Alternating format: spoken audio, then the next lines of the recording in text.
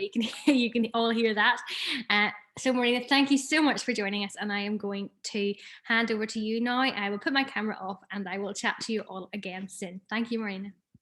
Great. Thank you, Lindsay. I'm just going to try and share my screen here, get it up. So absolutely delighted to be here today and delighted to be part of the conference, and the speakers, as I said, they've been amazing so far. So we are delighted to be part of it. So I'm going to talk today. Probably I'm going to recap on a few of the things that people have talked about already. I hope I don't recap too much, as Sharon said earlier, but I'm going to talk about mental health before and after birth, and with the topic here, building the tribe. You'll see there the Public Health Agency logo throughout this presentation, because we are very heavily supported and funded by the Public Health Agency for the work that we do. So we're very thankful to be here and to be part of the conference. So I suppose my first question, we've already talked quite a lot about a tribe, but what is a tribe? And good old Google gave me this quote. So a tribe is a group of people who are connected to one another, connected to a leader, and connected to an idea. For millions of years, human beings have been part of one tribe or another. Next part is that a group needs only two things to be a tribe. One is a shared interest, and two is a way to communicate. So today is evident, I suppose, that we all have a shared interest. It's why we're here. We have a role to play, and we have an interest in perinatal mental health and mental health services. And so the next part, I suppose, of what we're looking at today is how do we build and communicate, find ways to communicate and work together better so that perinatal mental health services are lined up, they're connected, and they're easily accessible for people in Northern Ireland, for parents in Northern Ireland. So where Aware started and how we have ended up in this with our interest here is that we are a Northern Ireland depression charity. We have support groups all over Northern Ireland. We're actually celebrating our 25th year this year, woohoo. So what we have is we have 25 support groups all over Northern Ireland, supporting people with depression, bipolar, anxiety, and stress. We also support the families of those people who are experiencing mental ill health. So what happened is that a lot of people were coming to our support groups and they raised issues around postnatal depression and anxiety. And it identified with us that there was a need for specific perinatal peer support and education. There was also lots of emails coming through our support mail asking for help and support with perinatal, postnatal, antenatal depression, stress, anxiety. So 5 years ago, we created the Mood Matters Parent and Baby program. We already had a suite of Mood Matters programs that we have been delivering for over 20 years into communities and into youth settings and workplaces.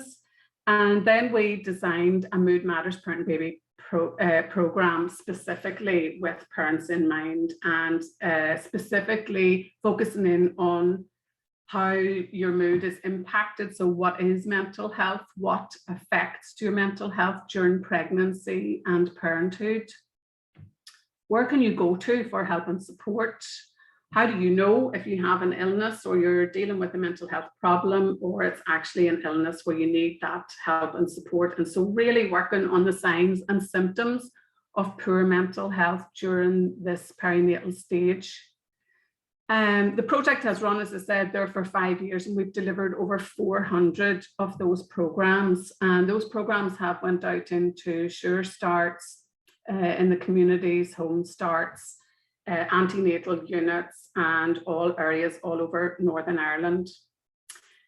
The next part is our strategy. So we're very much involved in the strategy. Lindsay and Michelle have already mentioned, and Maria there from the Maternal Mental Health Alliance, that we are very much part of that Maternal Mental Health Alliance. And Tom McEnany, my colleague, as Maria had mentioned there, I was the Everybody's Business campaign coordinator in Northern Ireland and worked closely with Lindsay.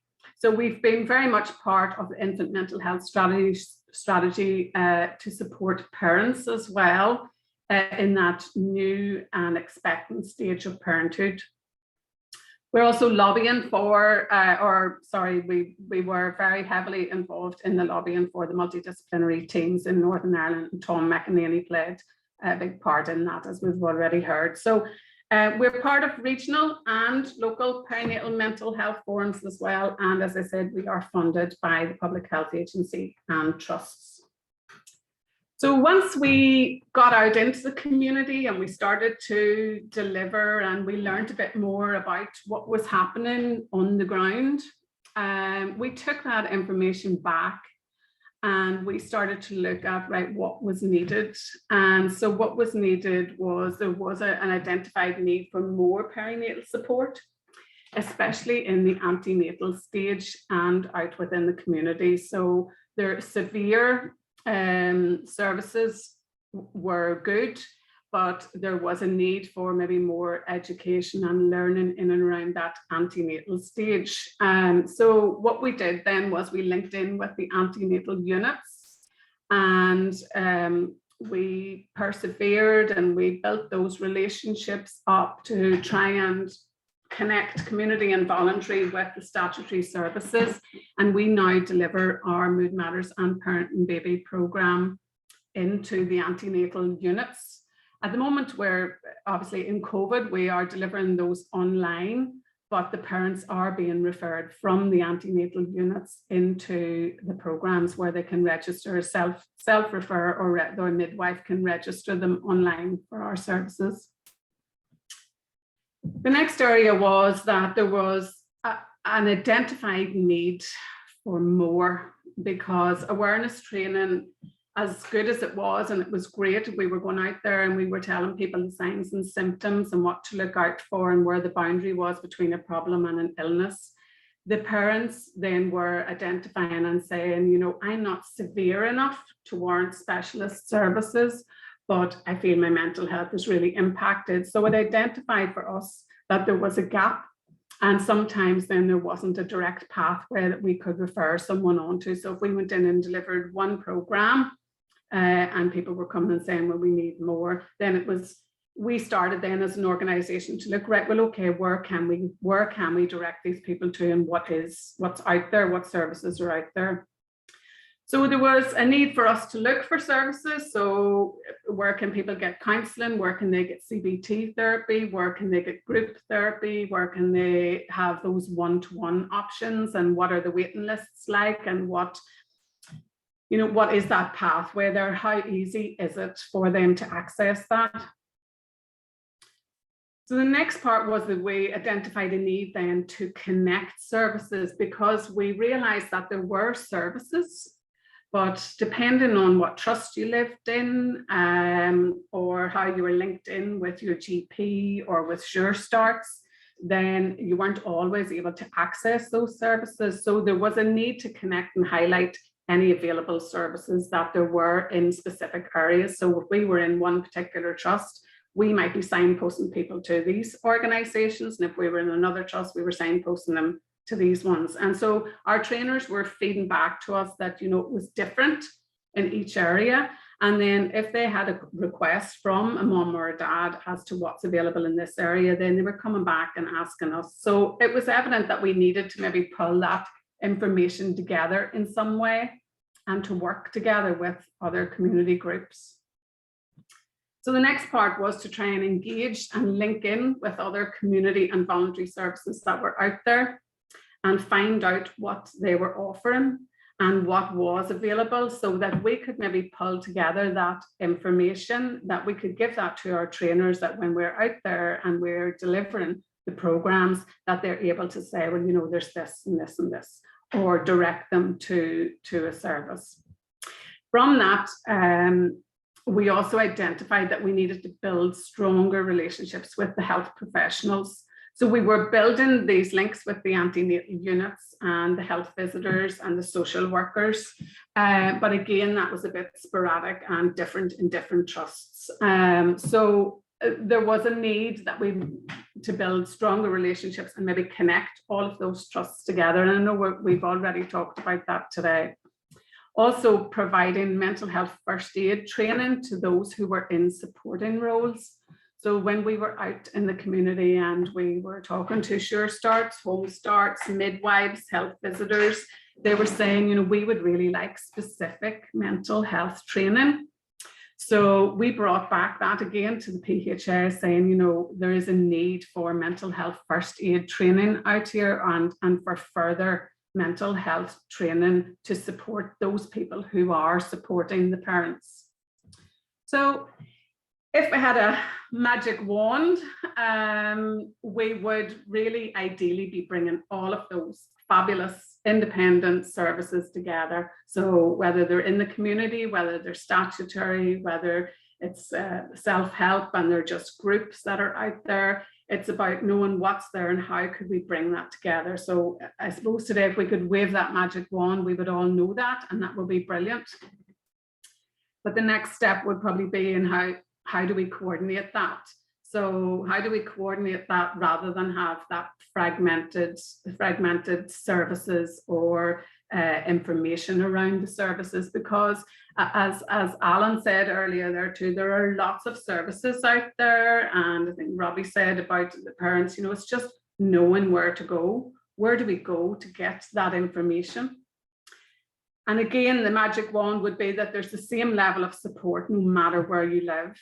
And that would particularly apply to whether you live in a Sure Start area or not, because again, Sure Starts are an absolutely amazing resource and amazing resource for those parents out there who are struggling with their mental health, who need to connect with others, who need support with their parenting, who maybe have their own traumas, who have previous experience of mental ill health.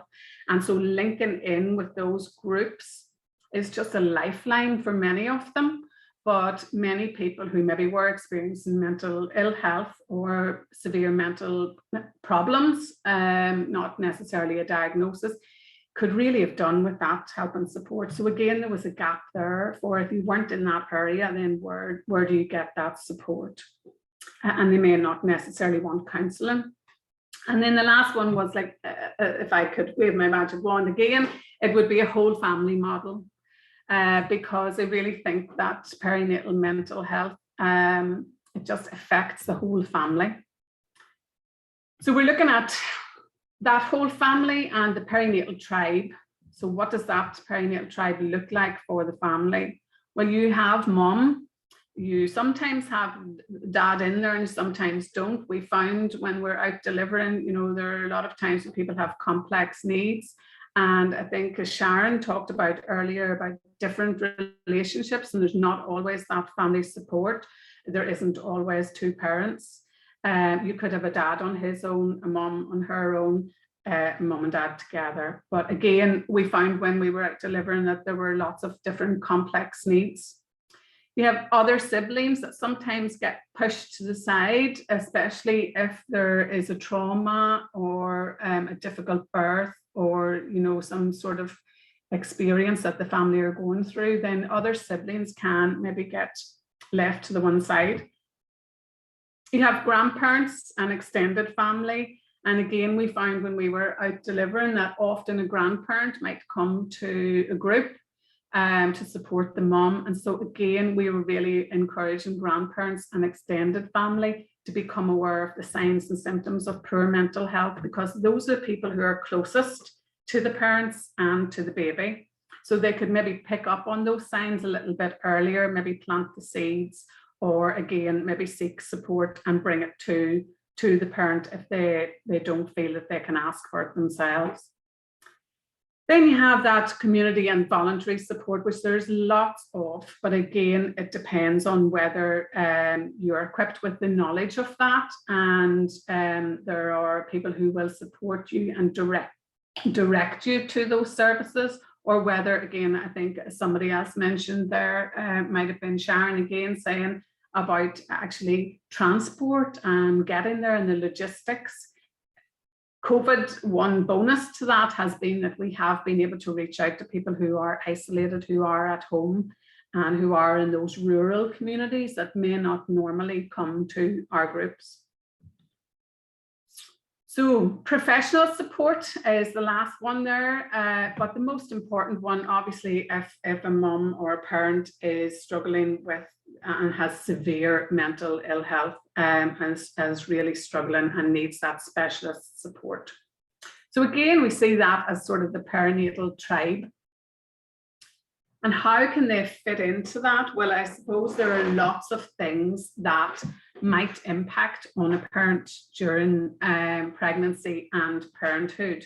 So there are many situations, and those could be difficult relationships, domestic violence, money worries, problems at work.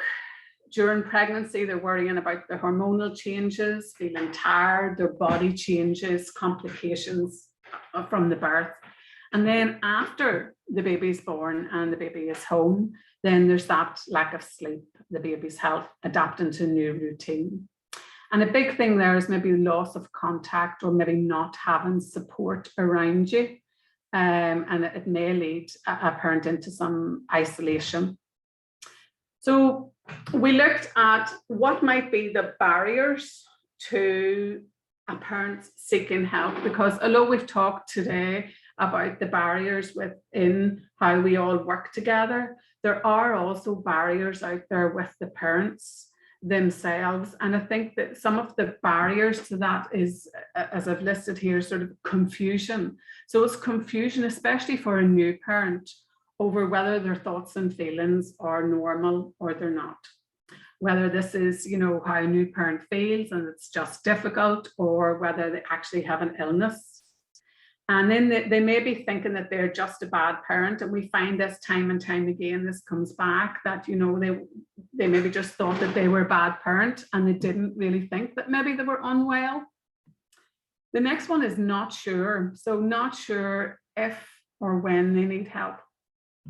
Again, this is where we really seem to fit in with bringing the signs and symptoms, and that, earlier stage of saying, these are the signs and symptoms. This is the boundary of when you have crossed into maybe an area where you need a bit of extra support, and maybe that perinatal tribe that's there has moved right up into that professional support.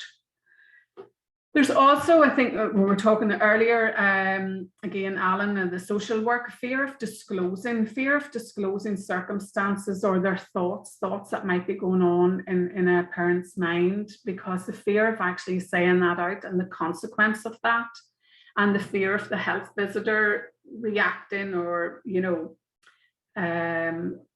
this is what parents report to us, that they have that fear of the health visitor or the social worker, and them saying, I can't cope, and that ultimately they're afraid of what the health visitor or social workers or family or friends will think of them, and that the baby might be taken away from them. As we've seen from Alan earlier, that's not the case, and we really do reiterate that to parents, that the earlier they seek help, the better. So where we step in again, and where everybody who's here today is stepping in, is we're looking at how do we overcome those barriers? How do we overcome the barriers to parents accessing services, whether it's their decision or to come and access the services, or whether they come on a barrier when they go to access those services? So some of the things that we can help with is educating parents at an early stage. So at that antenatal stage, opening the conversations, that prevention, sharing experiences. So shared experiences, as again we've seen today, and we will continue to see, that peer support is crucial in breaking down stigma. Just that breath that comes out of a parent that says, oh my goodness, I am not on my own, or I am not the only one that feels like that, or I am not the only one that thinks like that. And they might never have said that thought out of their mind, but someone else who says it out makes it okay for them to think it, and takes away that myth of being a bad person. Again, breaking down the barrier, creating that awareness of when they need help. So when do they need that help? Let's talk about that. Let's look at what the pathways are. Let's find out what services are there that naturally link in, and let's work together. And the way we can do that is we identify at what stage. So at what stage does a person need that help? So when we're looking at creating knowledge, we're looking at creating knowledge around mental health as a continuum. So it's a continuum that changes. So this visual is the mental health continuum, where at the top we have good mental health, at the bottom, poor mental health. One side, no diagnosis of a mental illness, and on the other side, we have a diagnosis of a serious mental illness. What you can see here is that it's a continuum, which means that it's ever changing. Someone may have a diagnosis of a serious mental illness, but they could be up in the top quadrant here where they actually have good mental health. Just because someone has a diagnosis doesn't mean they have poor mental health.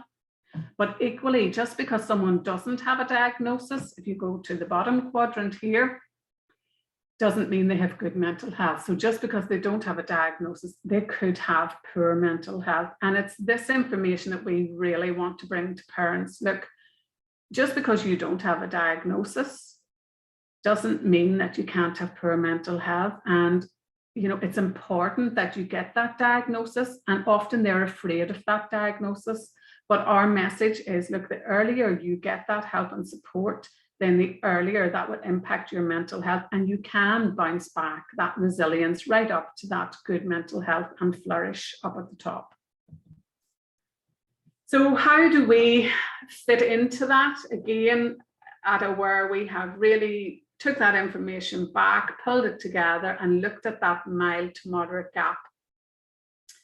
And we feel that really education and awareness is key here in the mild to moderate gap.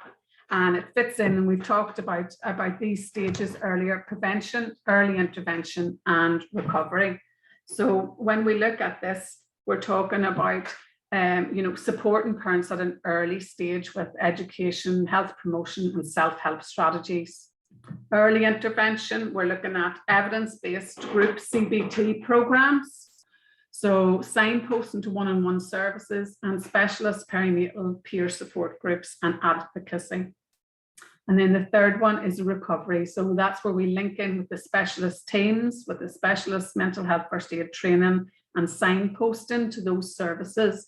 And as we've talked about, they're continuing to campaign and lobby for those services for parents.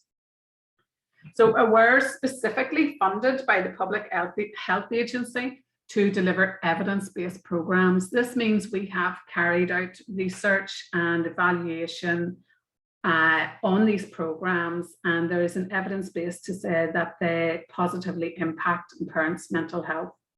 So Mood Matters Parent Baby is a 1 to 2 hour mental health awareness program, followed by Living Life to the Full, which is a 6-week, 12-hour CBT-based recovery program. And that's for those with identified needs, so with mild to moderate depression and anxiety. And then we have Mental Health First Aid.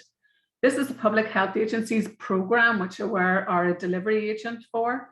And we deliver that program to those who support expectant and new parents. So again, that was something that came back, and we've now fulfilled that within that mild to moderate stage, so that those people who are out supporting parents know where to signpost them to. We've also carried out a lot of work with establishing and connecting to perinatal support and wellbeing groups. So we offer our Aware support groups, but as I said earlier, there was a specific need for the perinatal support groups, and Michelle has talked about that this morning, and it's just fantastic to see that, so that we can send parents to the parent rooms, to those support groups. We also work with other projects, the MAS project, which is with the Women's Resource and Development Agency, and we're supporting them in establishing 8 support groups there within Belfast and Derry. Then there's Centred Soul in Newry, which has the birth trauma and support groups there as well. Have you seen that girl, which is Lindsay? Support Together, which support people with postnatal depression and antenatal depression, and Tiny Life, who support people with premature and neonatal birth. And again, these are just some of the organisations that we work with or we link in with. And we are more than happy to support. Somebody talked earlier about competition and how funding can be competition. I mean, we're all here for the same aim. We want to support parents, and we want to make sure that they get the help and support at the stage that they need it. So the message here is really having those supports in place makes a huge impact to your baby's emotional well-being.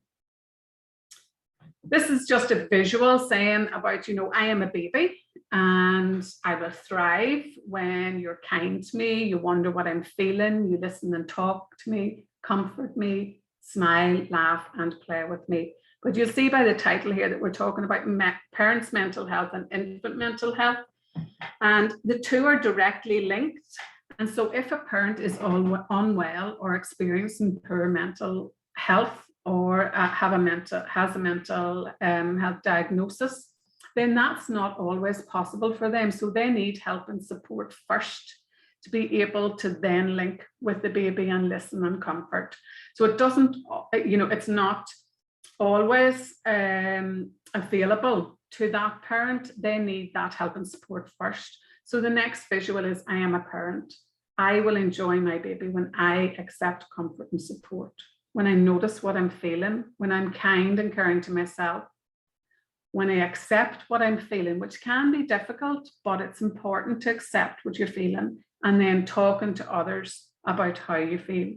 And I think this really makes the difference in how we pull together infant mental health and parental mental health, because that again is an area that we really need to tie in, because they both lead into one another. A big area that came up again for us was rupture and repair.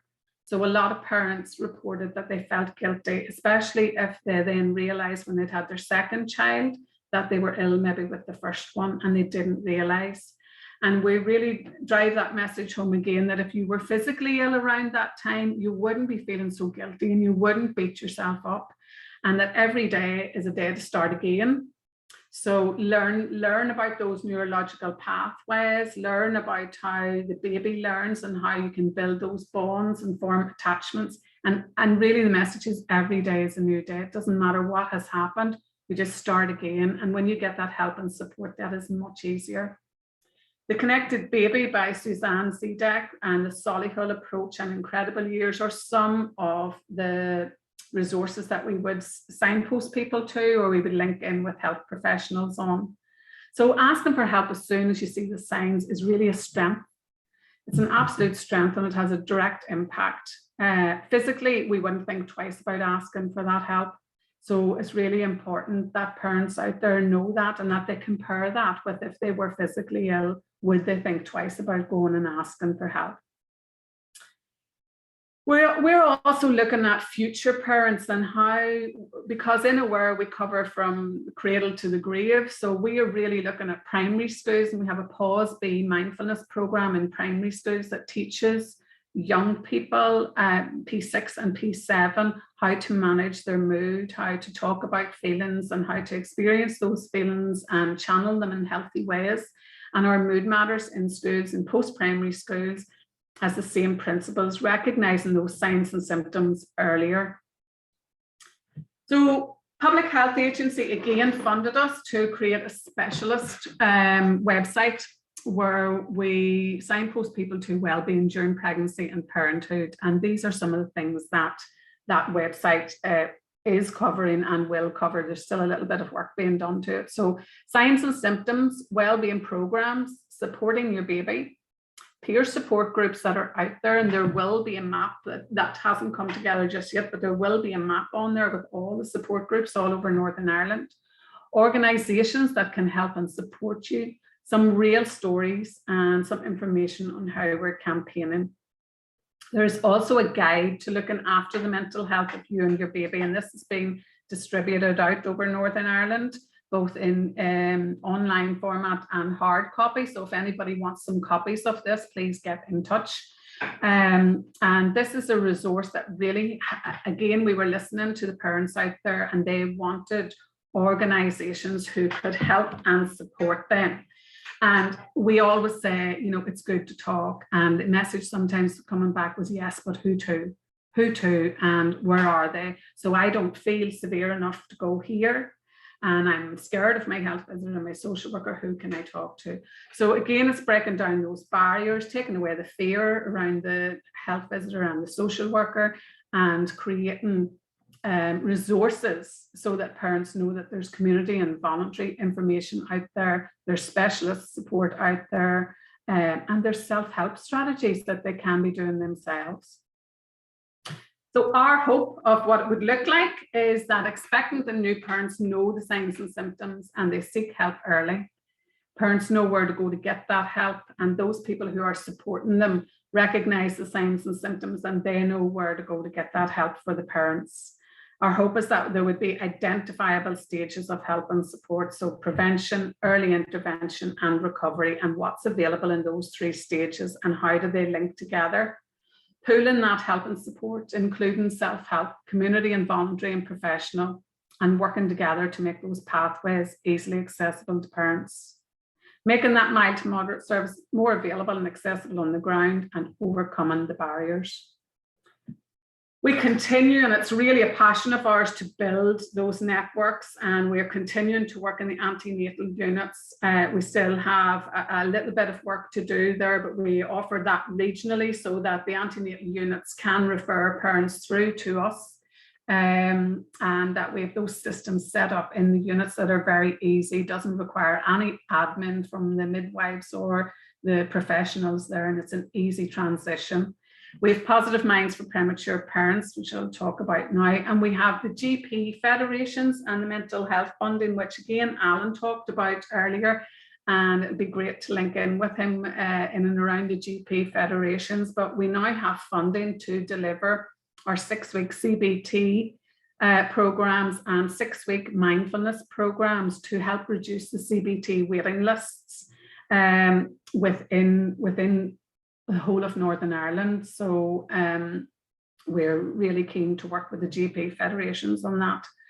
We're also continuing to work with the Sure Starts on creating a DADS program and supporting the dads that are out there, and working with those peer support groups and health visitors, social workers and midwifery students. So we would go in and present talks to the students.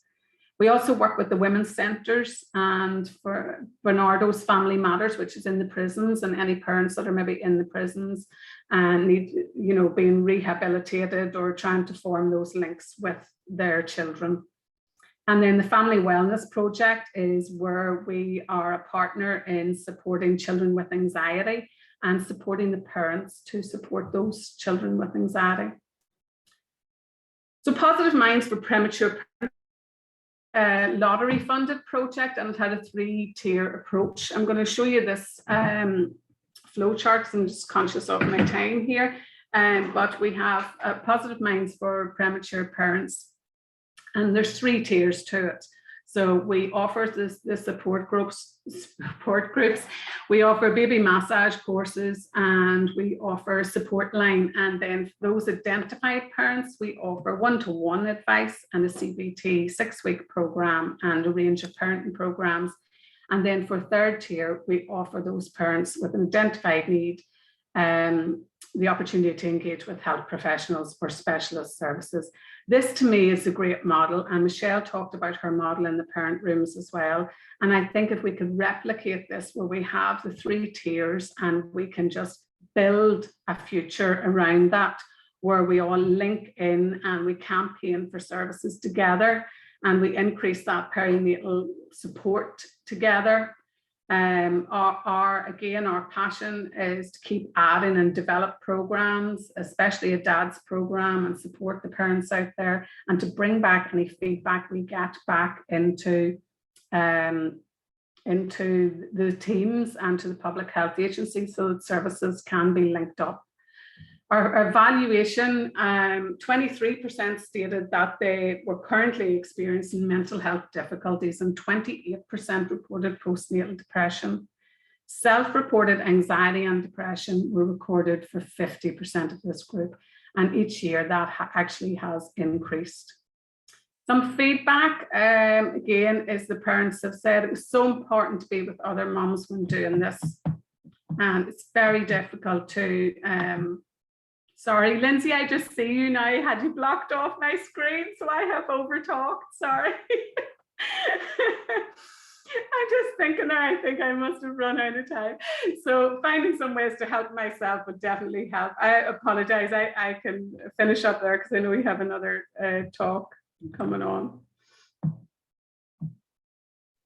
Thank you so much, Marina, and hopefully parents will, or our attendees will be able to read that feedback, and we can just keep it on screen there so people do get to read it just with your final slide there. So thank you so very much, and thank you for joining us today. Thank you for the work of Aware and the work that you do for Aware yourself, and thank you for the partnerships that are possible. And obviously, as always, we're keen to continue that working together, because truly working together we can bring change, and I think collaboration really does show that. So thank you so much for joining us today, and sorry we had to finish off there quite quickly, but fantastic, all the information really key, so that was fantastic. Thank you. Apologies for running over. Thank you. Not at all, no. Our next talk is with Parenting NI, and Shirley Miller will be joining us for that. So I'm going to finish off this one and quickly log on to the next. So please do come and join me and hear Shirley there. But thank you very much, Marina, and we'll see you again soon. Thank you.